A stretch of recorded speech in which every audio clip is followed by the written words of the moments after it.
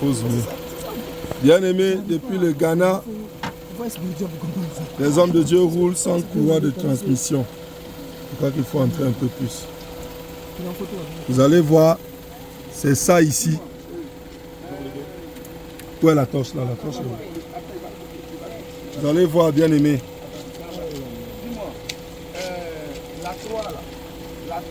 Ah, il n'y a pas de courroie. Oui, il n'y a pas de courroie. Voici là où la courroie de transmission doit être. Normalement, c'est ici. Ce truc-là, si vous voyez. Mais depuis le Ghana, il se trouve que les serviteurs de Dieu roulent sans courroie de transmission. Regardez l'autre côté du bas là-bas, où la torche va en bas.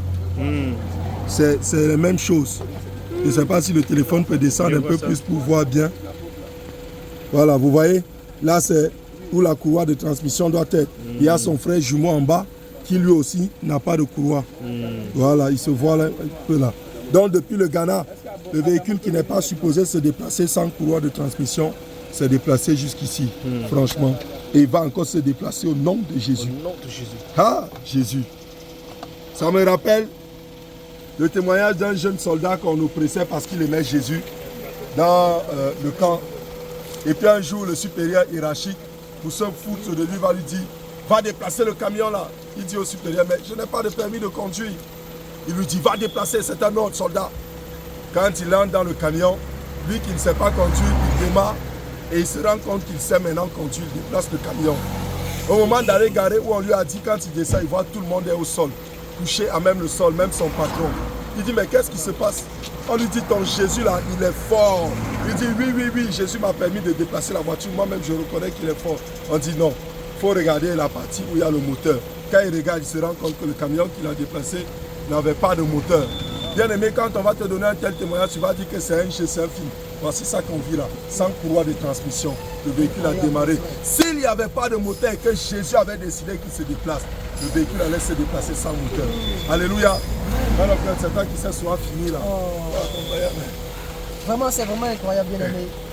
Même moi, j'arrive pas à comprendre. Depuis le Ghana. Mais depuis le Ghana. Il faut être vraiment spirituel pour comprendre les choses spirituelles. Parce que l'homme charnel ne peut pas comprendre les choses spirituelles.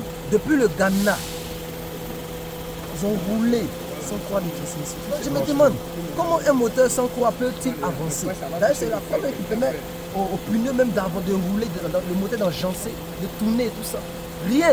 Et il te dit que le Saint-Esprit lui-même a transporté la voiture. C'est vraiment incroyable. Alléluia. Vraiment, vous pouvez voir même, apôtre même qui a même temps non, lui-même qui a même temps un mécanicien. Voilà. Donc, on peut démonter ce qu'on a besoin aussi de la batterie. Voir un peu la batterie, voir ce que ça va faire. Vraiment, Jésus, il est incroyable. Waouh. Mais bien aimé, cela n'est pas étonnant pour nous parce que quand on lit la Bible, on voit aussi qu'il y avait quelqu'un qui prêchait l'évangile et le Seigneur l'a transporté d'une vie à une autre vie. Donc Philippe aussi l'a fait. C'est pas impossible. C'est pas impossible. Vous qui ne croyez pas. Ne croyez pas la spiritualité, on vous dit que la spiritualité existe et Jésus-Christ il est vivant. Croyez en Jésus, donnez votre vie à Jésus.